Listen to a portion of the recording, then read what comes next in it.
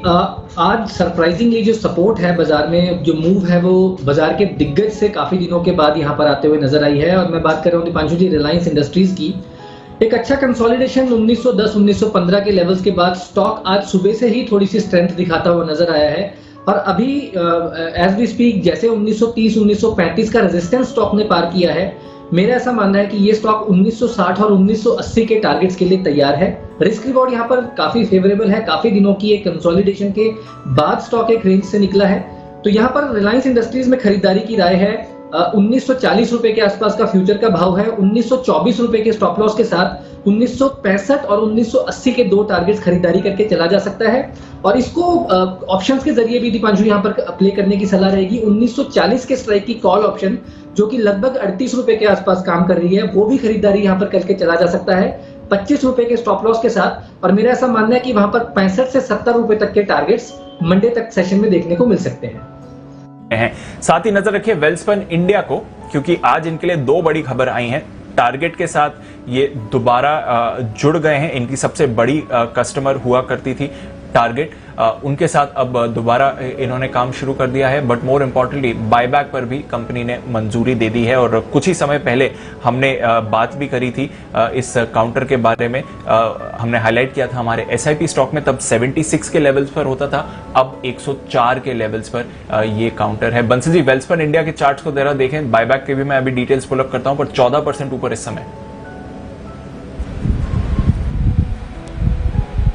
देखिए दीपांशु, काफी बढ़िया टेक्निकल स्ट्रक्चर है। नीट क्लीन क्लियर ब्रेकआउट तो पहले ही था। जिनके पास है होल्ड करें, करेक्शन पे और खरीदारी की राय होगी। और ये स्टॉक जहां तक मैं रिकलेक्ट कर पा रहा हूं, ये सिप में भी अनिल जी ने कवर करा था। और दीपांशु जो न्यूज की आपने बात करी है, यूएस कंपनी टारगेट के साथ जुड़ गए हैं, तो इसके साथ ही जब ये को दिक्कत हुई थी तो काफी बड़ा क्रैक यहाँ देखने को मिला था। तो जो ये पॉजिटिव न्यूज है, मुझे लगता है ये स्टॉक की अब ऊपर की जर्नी शुरू होगी। तो निवेश का एकदम बढ़िया स्टॉक है।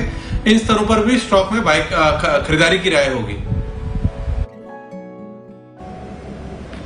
ओके, तो इन स्तरों पर भी खरीदारी की ही राय होगी। मुनाफा भी इनका 130 करोड़ का आते हुए दिखा है। आय 2140 करोड़ की रही है।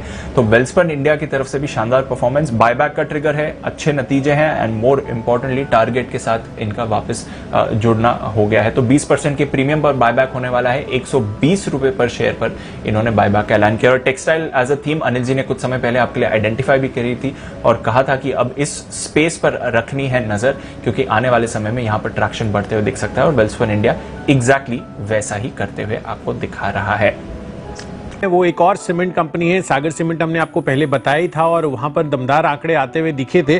और यहां पर स्पेसिफिकली जो अगला स्टॉक है वो है ओरिएंट सीमेंट का। सोमवार को इसके नंबर्स आने वाले हैं और बेहतरीन तेजी जो है हम हर पैरामीटर पर इसके एक्सपेक्ट करके चल रहे हैं। क्योंकि अगर आप देखें तो कंपनी की वॉल्यूम जो है वो तो बढ़ती हुई नजर आएगी, जिस तरह से पेंटअप मांग अभी हमें बढ़ती हुई दिख रही है। और साथ ही जो इरिगेशन प्रोजेक्ट्स हैं और खासकर अगर आप देखें जो इंफ्रा प्रोजेक्ट्स हैं, उसको उस स्पेसेस में काफी ज्यादा डिमांड जो है अभी भी रिटेन्ड है।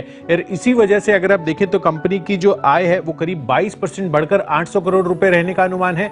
उसके बाद कंपनी के कामकाजी मुनाफे पर भी अगर आप नजर डालें तो कंपनी का जो एबिटा पर टन है वहां पर शानदार बढ़त होने का हम अनुमान करके चल रहे हैं। और करीब 41% की बढ़त के साथ 176 करोड़ रुपए का कामकाजी मुनाफा भी कंपनी दर्ज कर सकती है।